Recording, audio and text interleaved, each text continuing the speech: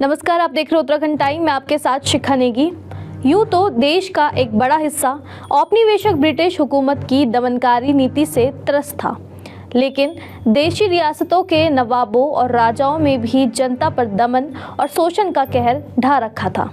जब युद्ध के बहाने भारत देश की अभावग्रस्त प्रजा को लूटा जा रहा था, ऐसे समय में उत्तराखंड राज्य में जन्म लिया था बालक श्रीदत्त ने, जो बाद में श्रीदेव सुमन के नाम से भी जाने लगे। श्रीदेव सुमन मूल नाम श्रीदत्त बडोनी को टिहरी रियासत और अंग्रेजों के अत्याचारों के खिलाफ जन क्रांति पर अपने प्राणों का बलिदान करने के लिए याद किया जाता है। आज उन्हीं श्रीदेव सुमन की पुण्यतिथि है। उनके बलिदान दिवस को उत्तराखंड राज्य में सुमन दिवस के रूप में मनाया जाता है। ब्रिटिश हुकूमत और टिहरी की आलोकतांत्रिक राजशाही के खिलाफ लगातार आंदोलन कर रहे श्रीदेव सुमन को दिसंबर 1943 को टिहरी की जेल में नारकीय जीवन भोगने के लिए डाल दिया गया था। झूठे गवाहों के जरिए उन पर मुकदमा चलाया गया। इसी दौरान मुकदमे की पैरवी करते हुए श्रीदेव सुमन ने कहा था, हाँ, मैंने प्रजा के खिलाफ लागू काले कानूनों और नीतियों का हमेशा विरोध किया है। मैं ऐसे प्रजा का जन्मसिद्ध अधिकार मानता हूँ।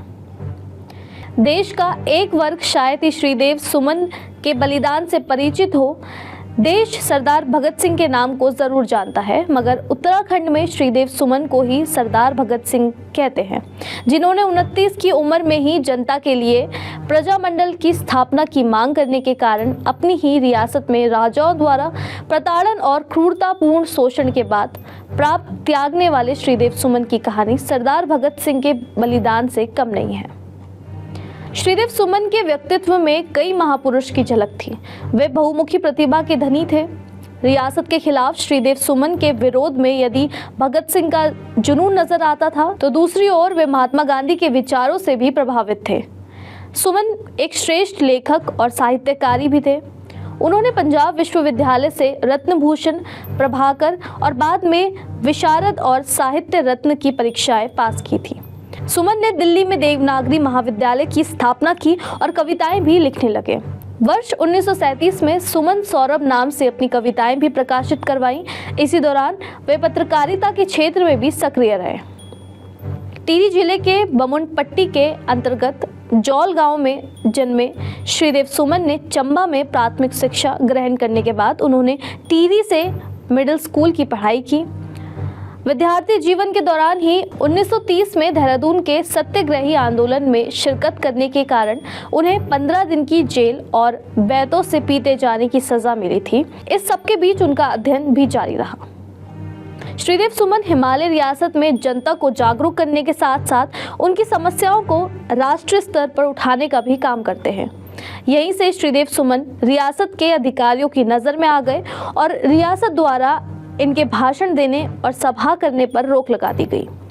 रियासत के अधिकारियों ने इन्हें नौकरी और लाभ का भी लालच दिया, लेकिन उनके झांसे में ना आने पर सुमन को रियासत से निर्वासित कर दिया गया। श्रीदेव सुमन का प्रभाव जनता पर इतना ज़्यादा था कि टिहरी रियासत द्वारा उनके भाषण देने पर रोक लगा दी गई। उन्हें इसके लिए जेल जाना पड़ा।